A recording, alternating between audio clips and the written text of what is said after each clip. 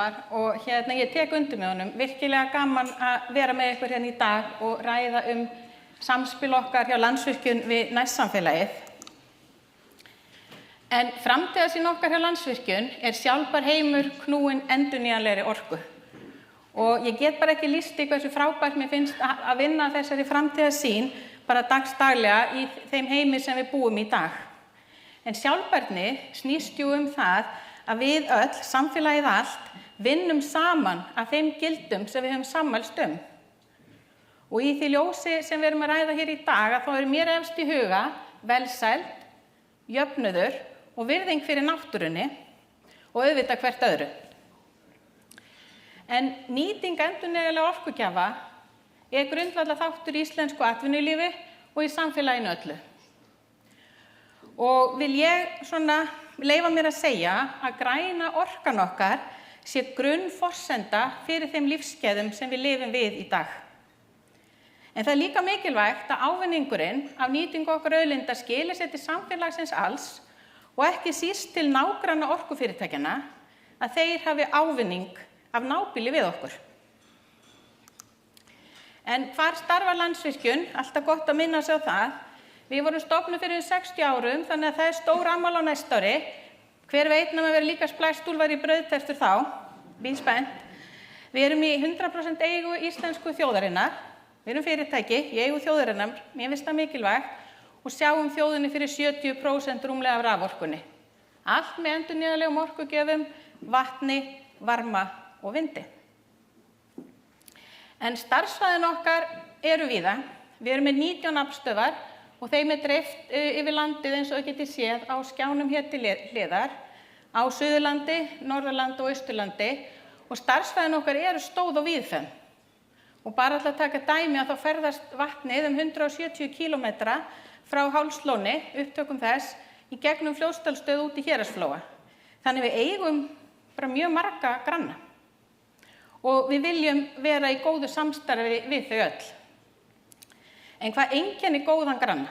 Ef við bara aðeins horfum inn á við eigum ju öll okkar vonandi góðu granna, bara þar sem við búum. Og ef ég hugsa mína nágranna, þá þykir mjög vænt að geta átt við heiðarleg og opin samskipti. Mér finnst líka voðalega gott ef þeir hafa snyrtilegt í kringu sig, sérstaklega í sameiginlegum rýmum. Hjálpsemi.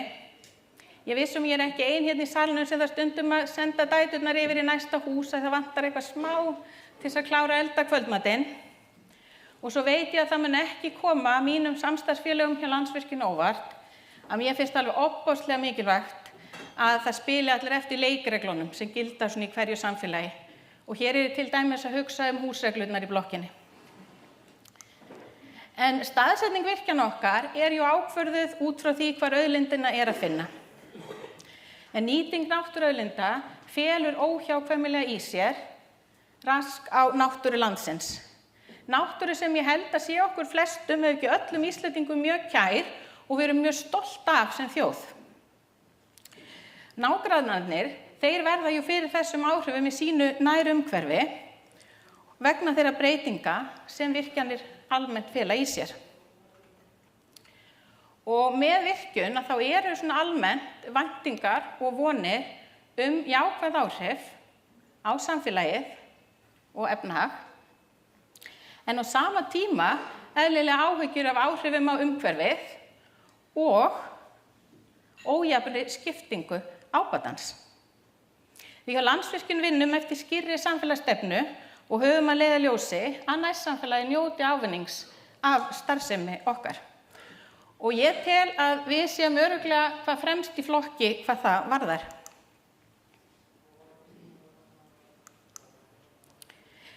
Eftir að við fórum að greiða arð í ríkissjóð, þá hefur eftirspurn hagaðila almennt aukist eftir auknum ávinningi og fjölbreyttum stuðningi.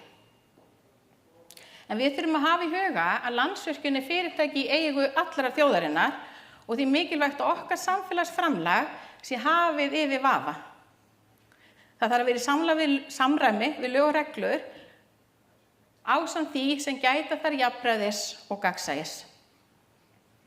Við erum með stóran sjóð, ég held að allir vita af því í dag og mikið tekjustreymi en við þurfum að stilla af væntingarnar. Það er ekki okkar að útdeila arðinum, heldur kjörinna fulltrúa og það er einnig þeirra að setja leikreglur. Muni eftir leikreglunum, eru mikilvægar, leikreglur varðandi skatta og opinber gjöld vegna starfseminnar. Við hjá Landsvirkjun erum sammála því sem hefur verið mikið í umræðunni að skipting á fasteignagjöldum vegna orkuvinnslu milli sveitarfélaga sé ósanngjörn og við höfum talað fyrir breytingum á því mjög lengi. En það eru skýrar reglur tekjur sveitarfélaga og einn liður í því eru fasteignagjöld sem við greiðum samviskusamlega þangað sem stöðvarhús, til þess sveitarfélag þar sem stöðvarhúsi stendur. Og það má velta því fyrir sig hvort það sé sanngjarnt af því að í sumum tilfellum stöðvarhúsið öðrum megin við ána en hinum megin kannski meiri hluti framkvæmdanna og rassins sem verður af virkjuninni. En við þurfum líka að hafa í huga að sveitarfélögin eru ekki bara nágrannar okkar, þeir eru líka leyfisveitendur. Og þetta finnst mér mjög mikilvægt. Og þetta er mjög mikilvægt í því sjónarmiði að leikreglurnar séu þá bæði skýrar og sanngjarnar upp á samskiptin okkar á milli. En það er alveg skýrt að við hjá Landsvirkjun getum ekki tekið þátt í samstarfsverkefnum með sveitarfélögum nema verkefnin tengist beint uppbyggingu okkar virkjana eða rekstri okkar aflstöðva. En ávinningun ekki bara fasteignagjöld, ávinningurinn margvíslegur og sumt kemur bara sjálfu sér. Eins og það eru vel launuð og góð störf, bæði hjá okkur, bein störf og svo óbein störf hjá verktökum sem vinna fyrir okkur og fyrirtækin sem nota orkuna. Síðan það mótvægisaðgerðirnar sem við förum í, mjög oft í samstarfi við hagaðila í nærsamfélagi. En síðan líka það annað sem við ákveðum bara að gera sjálf til þess að beina ávinningi til nærsamfélagsins. Og þá ég sérstaklega til dæmis að hugsa val á byrgjum, bæði við kaup á vörum og þjónustu og verktaka. Og svo verði ég líka minnast á þær víðtæku rannsóknir sem fyrirtækið hefur staðið að í þessi 60 ár plus sem það hefur starfað.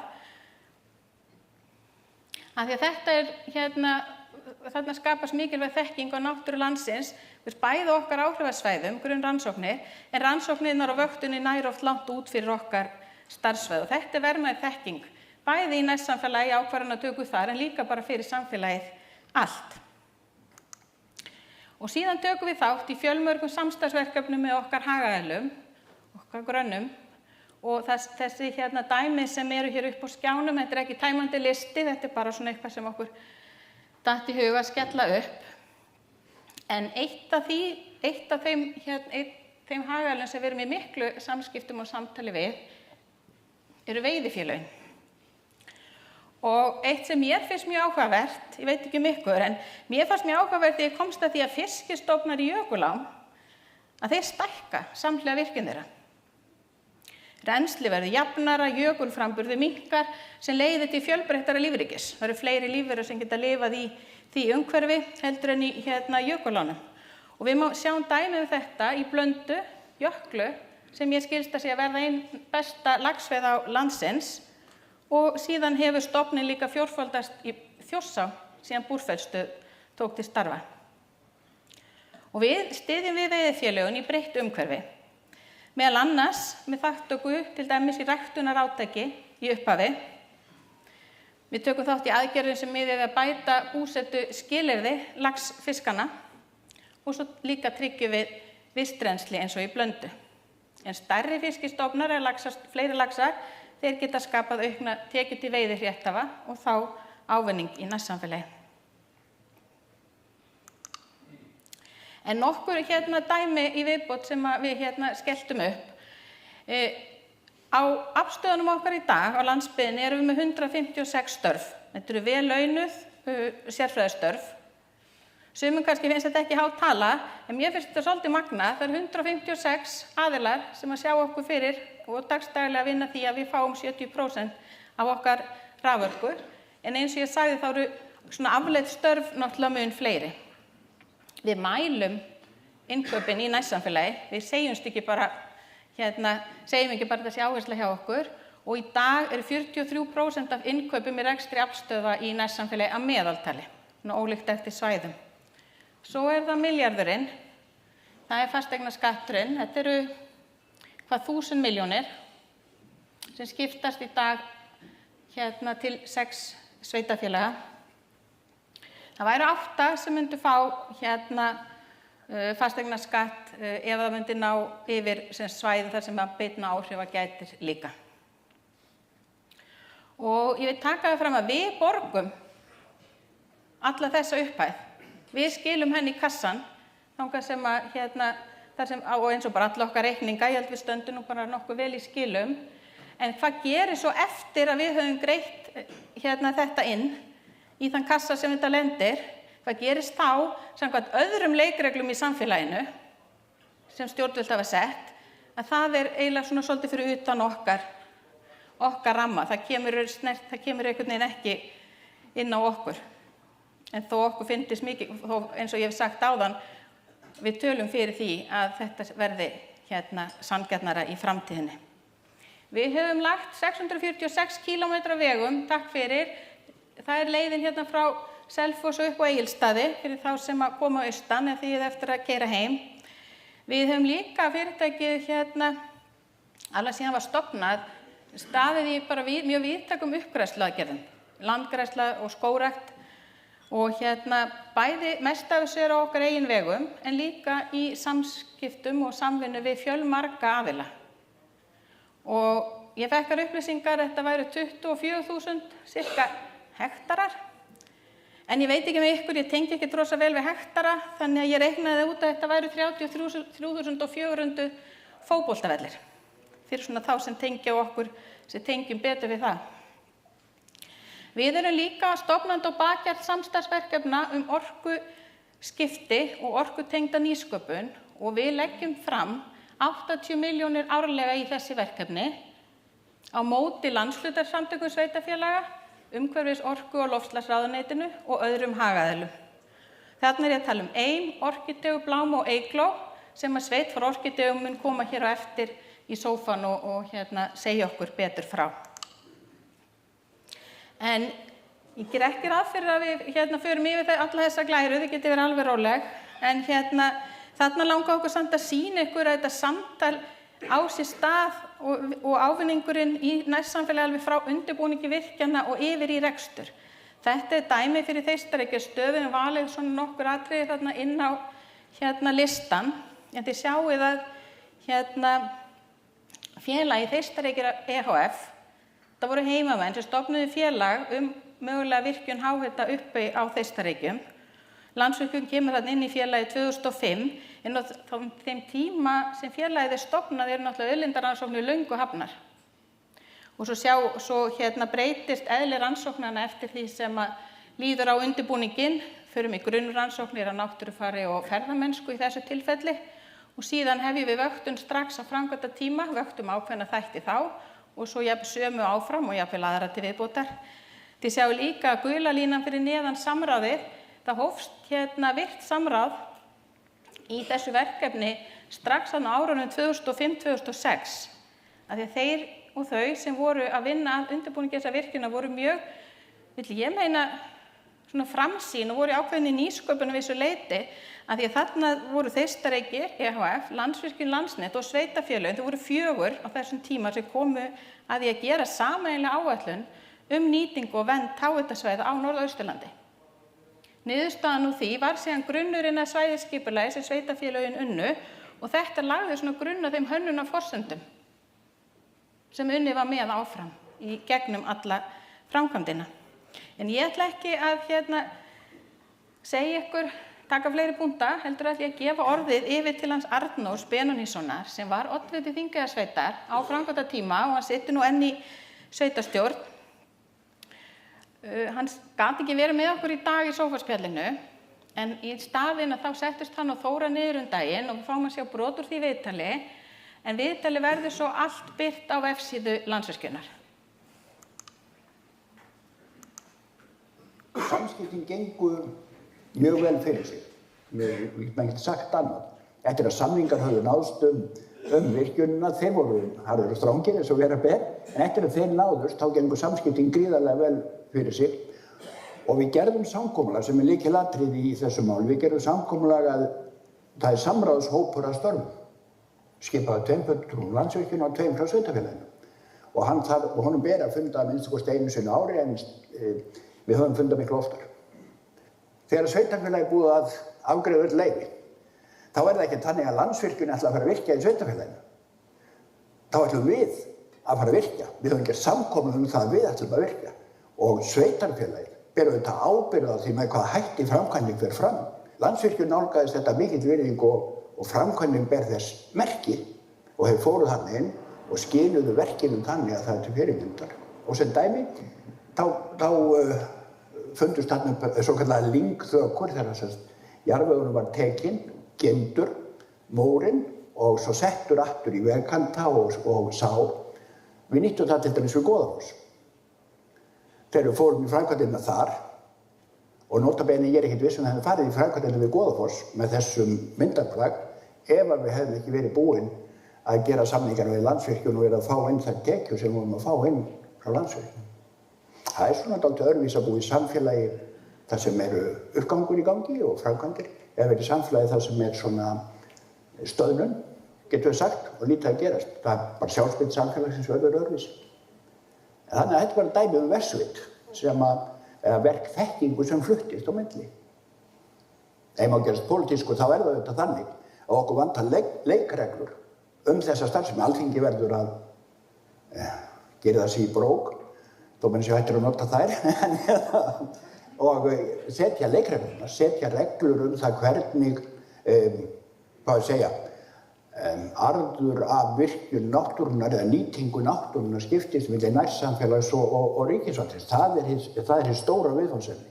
Ég myndi segja við sveitarfélögin óskið eftir við Landsvirkjun að fá svona samráðsfólk. Gerið ykkur grein fyrir því að þið berið ábyrgð á virkjunarframkvæmdum. Þetta bara eins og í öllu. Svo ekki hjónaband myndi ganga ef fólk talaði þetta saman og væri alltaf vissum að hitt væri óþokki, en það er bara þannig. Ég hugsa oft myndtókar, þegar hann með meittilinn og hamarinn, andspænis steininum, það að fara að brjóta steinin eða hann að laða fram svona formin og fegurðina sem í steininum og velheppnuð nýting náttúrunnar raunar eins og að búa til höggmynd úr steini ef allir vanda sig og ég trúi því að það sé hægt og það sé eina vonin okkar af því að við vitum að orkuþörfin ekkert að minnka, ekki á Íslandi, ekki í heiminum. En fyrst kannski þurfum við að hugsa Ísland og nýta þessa auðlind, Þetta gerir að verkum að við getum haldið uppi sem lífsstandard á þessari nattstöðu og allir því. Ávinningurinn sem sagt margþættur, ekki bara fjárhagslegur, það auðvitað fjárhagslegur ávinningur sem við höfum á þessu og helst deilt það hvort hann sé nógur eða ekki. En hann líka, eins og að segja á með Goðafoss, hann líka svolítið bara í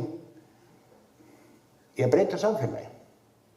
Samfélagið að breytast úr landbúnaðar samfélagi yfir í svona þekkingar, upplýsinga, nútíma samfélag og þá skiptir máli að svona starfsemi sé í gangi. Bara það að við séum sífellt að hitta einstaklingar sem lifa og hrærast í öðrum heimi heldur en við hræramst í hvati til að búa til svona betra samfélag. Fyrir mér einhvern veginn snýst þetta ekki bara peningar, þetta snýst svo margt fleira og við erum í fullt af þróunarverkefnum með Landsvirkjun ný atvinnutækifæri, ný fyrirtæki, nýjar atvinnugreinar, nýsköpun í kringum þessa auðlind, þróa tækni til að nýta auðlindina betur. Allt þetta skiptir gríðarlegu máli og vonandi bara á næstu misserum koma í ljós ný tækifæri sem ávöxtur þessa samstarfs. Og eins og ég segi, ég myndi ráðleggja sveitarfélögum sem standa frammi fyrir þessu að nálgast verkefni frekar svona sig, þetta virkjunin, hvaða afleita þekkingu, hvaða afleit tækifæri getum við fengið út úr þessari virkjun. Það málið. Það fegurðin í steininum, skilurðu, það málið.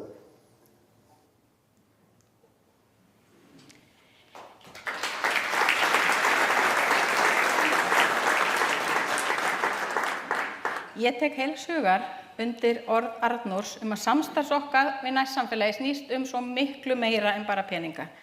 Það snýst að byggja upp traust samstarf, traust samband á milli aðila sem vinna því að draga úr neikvæðum áhrifum vegna virkjana og skapa tækifæri til aukinnar velsældar í nærsamfélagi virkjana sem og á Íslandi öllu. Við á Landsvirkjun, við munum halda áfram að leggja okkur fram við að vera góður granni, skila ávinningi til samfélagsins og taka virkan þátt innan þeirra marka sem okkur eru sett, leikreglurnar. En við þekkjum það held ég öll að góður granni svo sannarlega gulli betri. Takk fyrir.